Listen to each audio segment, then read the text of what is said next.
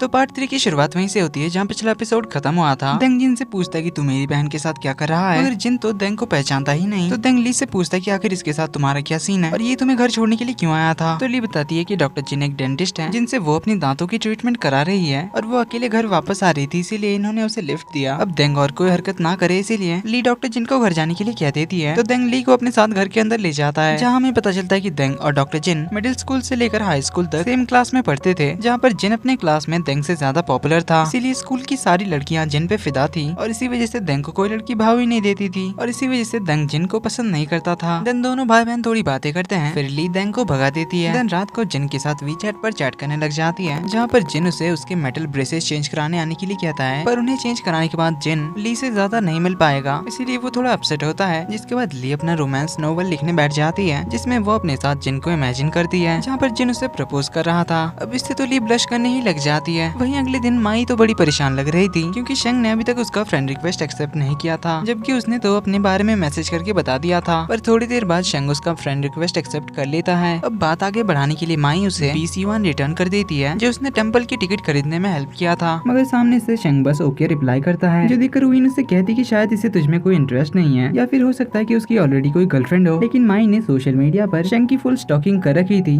जिससे उसे शेंग के बारे में सब कुछ पता था, इसीलिए वो तो हाथ धोकर शेंग के पीछे पड़ जाती है। और उसे शेंग के लिए इतना पागल होता देख ली भी जिन के बारे में सोचने लग जाती है। इधर हॉस्पिटल में डॉक्टर जिन के व्हीलचेयर पर आने से उसके कलीग्स और नर्सेस तो फुल शॉक्ड थी। इवन उसकी डीपी देखकर उन सब ने ये तक पता कर लिया था कि डॉक्टर जिन किसी के साथ डेट पर गया था, मगर जिन तो उन सबको बकवास बंद करके काम पे लग जाने के लिए कहता है। इधर लाइब्रेरी में ली चेन को अपसेट देखती है, जो कि वही लड़का था जिसके मुंह में कील घुस गया था। रीजन पूछने पर वो बताता है कि उसकी फ्रेंड लीसा उससे बात नहीं कर रही है, क्योंकि उस कील की वजह से उसके फेस पर स्कार पड़ गया था। तो ली आकर उसे चेयरअप करती है और कहती है कि लुक से कोई फर्क नहीं पड़ता, अगर वो अच्छे से पढ़ाई करेगा तो लीसा उससे जरूर बात करेगी। इस पर जिन कहता है कि अगर लुक इम्पोर्टेंट नहीं है, फिर तो इस लाइब्रेरी में आप ही एक लौती नहीं होगी जिसकी कभी शादी नहीं होगी। तभी वहाँ पर जिन पहुँच जाता है, जो ये बात सुनकर हंसने लग जाता है, मगर वो चंद से कहता है कि ऐसी कोई बात नहीं है। ली तो इस लाइब्रेरी में सबसे प्रिटी लड़की है, जिसको बहुत सारे लड़के पसंद करते हैं। जो सुन ली तो बड़े प्राउड के साथ कहती है कि सुन लिया ना डॉक्टर जिन ने क्या कहा। तो अब जिन चंद से पूछता है कि कहीं तुम लीसा को पसंद तो नहीं करते, जिस पर चंद कहता है हाँ वो तो बहुत सुंदर है, मेरी क्लास के सारे लड़के उसे पसंद करते हैं। जो सुन ये दोनों तो एक दूसरे को देखकर हंसने लग जाते हैं। अब ये देख चंद जिन से कहता है कि आपने अभी जिस तरह से ली आंटी को देखा, मुझे तो लगता है कि आप भी ली आंटी को पसंद करते हो। अब इससे सीन तो थोड़ा ऑकवर्ड हो जाता है, तो जिन बुक ढूंढने के बहाने से चला जाता है। तभी शिया भी वहाँ पहुँच जाती है, जो ली से जिन के पीछे जाने के लिए कहती है। तो ली जिन की तरफ जाती है, वहीं उसे देखते हुए वो उन दोनों के हाइट डिफरेंस भी कैलकुलेट कर लेती है, जो इंटरनेट के हिसाब से भी सबसे बेस्ट हाइट डिफरेंस था। तो जिन उसे उसके मेटल ब्रेसेस की जगह क्लियर अलाइनर्स लगाने आने के लिए कहता है। तो दूसरी ओर हमारी माई शेंग के ऑफिस के बाहर अपनी कैफे के पैम्पलेट्स बांट रही थी, जो कि यहाँ से काफी दूर था, मगर वो तो यहाँ बस शेंग से मिलने के लिए ही आई थी। अब शेंग को बाहर आता देख वो जानबूझकर उससे टकराती है, फिर उससे बातें शुरू कर देती है। फिर वो उसे उसके कैफे का पैम्पलेट भी देती है, वहीं साथ में उसे एक स्पेशल कार्ड भी देती है और अपने दोस्तों के साथ कैफे पे आने के लिए कहती है। तो शेंग भी कहता है कि वो जरूर आएगा। अब इससे तो माई बहुत खुश हो जाती है। इधर ली देंग के साथ उसके डैड से मिलने आती है, जहाँ हमें पता चलता है कि ली की मॉम ने देंग के डैड से शादी किया था, मगर उनकी मैरिज बस कुछ ही सालों तक टिकी, क्योंकि ली की मॉम ने उन्हें डिवोर्स दे दिया था। फिर उन्होंने तीसरी शादी भी कर ली, मगर ली सबसे ज्यादा खुश थी देंग के घर में। जब वो हाई स्कूल में थी तब वो उनके घर आई थी, जहाँ देंग तो पहले ली को पसंद नहीं करता था, क्योंकि ली के आने के बाद देंग के डैड ने ली को ज्यादा इंपॉर्टेंस दिया। मगर देंग चाहे उसे कितना भी नफरत करता था, मगर मुसीबत पड़ने पर उसने हमेशा ली को एक बड़े भाई की तरह प्रोटेक्ट किया। देंग और उसके डैड से ली को काफी प्यार और केयर मिला, मगर जब वो उन्हें एक्सेप्ट करने के लिए रेडी हो गई थी, तब उसकी मॉम ने देंग के डैड से डिवोर्स ले लिया। मगर देंग के डैड उसे हमेशा अपनी बेटी मानते हैं और देंग उसे अपनी लिटिल सिस्टर। इधर देंग ने ऑर्फनेज के बच्चों के लिए एक वॉलंटियर डेंटिस्ट को अरेंज किया था, लेकिन ऐन वक्त पर उस डेंटिस्ट ने आने से मना कर दिया। तो इसी बहाने ली देंग से जिन की बात करती है, ताकि इन दोनों को थोड़ा क्लोज लाया जा सके। तो देंग के पास और कोई रास्ता नहीं होता, इसीलिए वो मान जाता है। रात को ली की मॉम उसे कॉल करके बताती है कि गोंग जिसके साथ वो डेट पर गई थी, उसे वो बहुत पसंद आ गई है। तो वो उसे गोंग के साथ बात आगे बढ़ाने को कहती है। तो ली नेटवर्क इशू कहकर कॉल काट देती है। देन डॉक्टर जिन को टेक्स्ट करके ऑर्फनेज वाली बात बताती है, जिस पर जिन तो जाने के लिए मान जाता है। तो जिन के पास अच्छे इमोजीज नहीं थे, तो ली उसे अपने फोन से बहुत सारे इमोजी भेज देती है। फिर तो दोनों इमोजीज में ही चैटिंग करने लग जाते हैं। अगले दिन ली के मेटल ब्रेसेस की जगह क्लीनर अलाइनर्स लग जाते हैं, जिससे ली तो बड़ी खुश हो जाती है। इधर कैफे में माई शेंग को अप्रोच करने के तरीके सोच ही रही थी कि तभी शेंग वहाँ अपने फ्रेंड्स के साथ कॉफी पीने के लिए पहुंच जाता है, जिसे देखकर तो माई बहुत ही हैप्पी हो जाती है। तो वो स्पेशली उनसे ऑर्डर लेने के लिए जाती है, जहाँ पर शेंग के फ्रेंड्स नोटिस कर लेते हैं कि उसने शेंग के जैसे ही मैचिंग शूज पहने हैं। तो माई इसे एज ए कोइंसिडेंस बताती है, पर असल में तो उसने शेंग के वीचर से इसके बारे में पता किया था, जिसके बाद ही उसने उसके मैचिंग शूज खरीदे थे। इधर ली और डॉक्टर जिन को ऑर्फनेज ले जाने के लिए देंग अपनी कार लेकर आया था, मगर उसने पीछे वाले सीट्स को फुल कर दिया था बच्चों के लिए गिफ्ट से।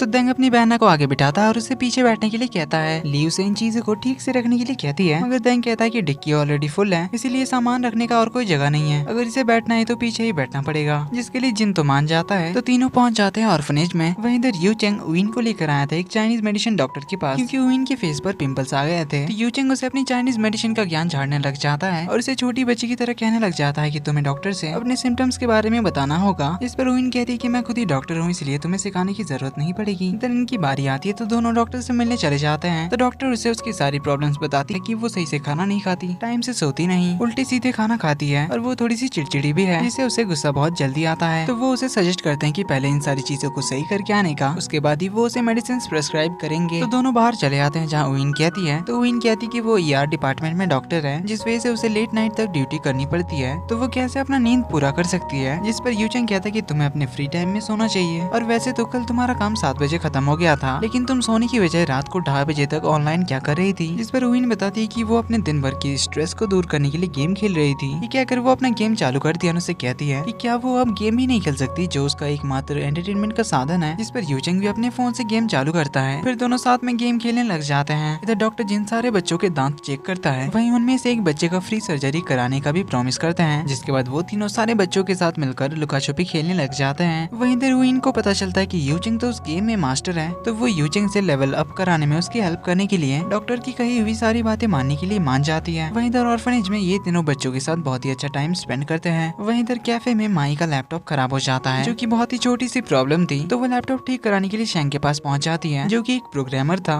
तो वो चुटकियों में लैपटॉप को ठीक कर देता है। इधर ये तीनों ऑर्फनेज से बाहर आते हैं तो देंग ली से उसके साथ सामने बैठने के लिए कहता है, मगर ली कहती है कि उसे बहुत नींद आ रही है, इसीलिए वो आराम से पीछे सोएगी। तो इधर माई शेंग के साथ और टाइम स्पेंड करने के लिए भूख लगने का नाटक कर देती है, जिस पर शेंग उसके साथ खाना खाने के लिए मान जाता है। वहीं इधर कार में पीछे दोनों तो सो गए थे, तो सोते हुए दोनों का सर एक दूसरे के करीब आ जाता है। जो देंग मिरर से देखता है तो वो अचानक से ब्रेक मार के गाड़ी रोक देता है, जिससे दोनों की नींद खुल जाती है। इधर माई शेंग के साथ खाना खाने आती है, जहाँ दोनों काफी सारी बातें करते हैं। अब शेंग को तो समझने में देर नहीं लगती कि माई उसे लाइक करती है, और शायद उसे भी माई पसंद आने लगी थी, मगर उसे अचानक एक कॉल आ जाता है, जिस वजह से उसे बिना खाना खाए ही जाना पड़ता है। तो मैडम अपना दुखड़ा सुनाने के लिए देंग के पास पहुंच जाती है, जहाँ वो उसे बताती है कि किस तरह उसकी बात बनते बनते रह गई। तो देंग भी उसे बताता है कि उसकी भी बात बनते बनते रह गई। तो दोनों एक दूसरे की खिंचाई करने लग जाते हैं। अब कुछ दिन बाद ली डॉक्टर जिन से रेगुलर चेकअप कराने के लिए पहुंचती है, जहाँ पर उसे छोटी बच्ची की पेरेंट्स मिल जाते हैं, जो काफी दूर विलेज से आए थे, मगर उन्हें डॉक्टर जिन का अपॉइंटमेंट नहीं मिल रहा था। मगर ली के कहने पर जिन उनके बच्ची का चेकअप कर देता है, मगर कबाब में हड्डी बनने के लिए ली की मॉम ने गोंग को यहाँ भेज दिया था, मगर ली तो उसे कोई भाव नहीं देती, और तो और डॉक्टर जिन भी उसे ली से बात करने का मौका ही नहीं देता। ली से पहले 4-5 और पेशेंट थे, जिस वजह से डॉक्टर जिन उसे अपने ऑफिस का कीज दे देता है और उसे ऑफिस में रेस्ट करने के लिए कहता है। तो ली गोंग को भी वहाँ से बहाने से भगा देती है और डॉक्टर जिन के केबिन चली जाती है। इधर गोंग तो नर्सेस से पूछने आ जाता है कि आखिर डॉक्टर जिन और ली का क्या रिलेशन है, जिसपे नर्स तो बता देती है कि ये तो ऑब्वियस सी बात है कि ली डॉक्टर जिन के लिए बहुत ही स्पेशल है, क्योंकि वो उनकी गर्लफ्रेंड है। अब ये सुनकर तो बेचारे गोंग के अरमानों पर पानी फिर जाता है। अब ली डॉक्टर जिन की गर्लफ्रेंड है, ये बात तो हर जगह फैल जाती है, जिससे ली भी कुछ स्टाफ्स को बात करते हुए सुन लेती है। इससे सीन थोड़ा ऑकवर्ड हो जाता है, क्योंकि उन तीनों को पता नहीं था कि ली तो उनके पीछे ही है। मगर तभी जिन भी वहाँ पहुँच जाता है, जो उससे बड़े प्यार से बात करने लगा था, तो वो उसे आंखों से इशारा करने लग जाती है कि वो तीनों उन्हें ही देख रहे हैं। मगर जिन तो उसकी बातें समझता ही नहीं और उसे थोड़ी देर वेट करने के लिए कहकर चला जाता है। तब ली को चन की मॉम का कॉल आता है, जो उसे डॉक्टर जिन को डिनर पे इनवाइट करने के लिए कहती है। इस पर ली उनसे कहती कि शायद वो बिजी होंगे। तो चन की मॉम कहती कि तुम्हारे कहने पर वो जरूर मान जाएगा। तो जिन के आने के बाद वो उसे इस बारे में बताती है। तो जिन उससे पूछता है कि क्या वो उसके साथ आएगी, जिस पर ली कहती है कि उसे तो आना ही पड़ेगा। जिस पर जिन कहता है कि तब तो वो जरूर जाएगा। अब ये सुनकर मैडम तो ब्लश करने लग जाती है, क्योंकि थोड़ी देर पहले चन की मॉम ने जो कहा वही हुआ। दिन वो अपने चेकअप से पहले ब्रश करने लगी थी, मगर उसका ब्रश करने का तरीका गलत था। तो डॉक्टर जिन आकर उसे अपने हाथों से ब्रश करने सिखाने लग जाता है। वहीं बाहर से नर्सेस और बाकी के स्टाफ उन दोनों को ही देख रहे थे, जिससे तो वो सारे भी कंफर्म हो जाते हैं कि ये दोनों सच में रिलेशनशिप में हैं। इधर यू चेंग उइन के लिए वेट कर रहा था, क्योंकि थोड़ी देर में उसकी ड्यूटी खत्म होने वाली थी। वहीं उइन भी उसके साथ गेम खेलने के लिए बहुत ही एक्साइटेड थी, मगर हमारा भाई तो उससे भी ज्यादा एक्साइटेड था, क्योंकि अब से उसे उइन के साथ और ज्यादा टाइम स्पेंड करने का मौका मिलेगा। तब तक के लिए वीडियो पसंद आई तो वीडियो को लाइक कर देना, चैनल पर पहली बार आए हो तो सब्सक्राइब भी कर देना, और सबसे इम्पोर्टेंट नोटिफिकेशन बेल आइकन को ऑल पर सेट जरूर कर देना, ताकि आने वाले पार्ट्स के नोटिफिकेशन आपको सबसे पहले मिले। तो मिलते हैं आपसे अगले वीडियो में, तब तक के लिए take care and bye bye.